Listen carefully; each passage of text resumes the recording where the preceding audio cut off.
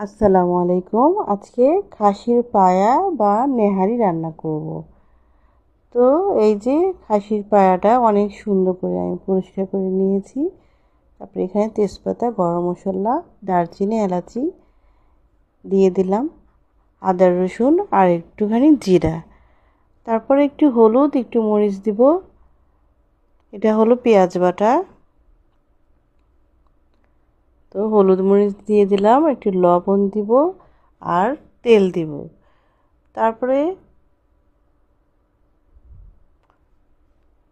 চুলায় যে বসিয়ে দিলাম, একদম অনেক সুন্দর হবে, কালারটা দেখবেন হোটেলের মতো মজা টেস্ট হবে এরকম করে রান্না করলে। তারপরে আমি এটা 20 মিনিটের মধ্যে হয়ে গেল আমার নেহারিটা। তারপরে এখানে হলো একটু পেঁয়াজ আর রসুন আর শুকনো মরিচ, তারপরে একটু ধনেপাতা দিব আর আদা কুচি দিব।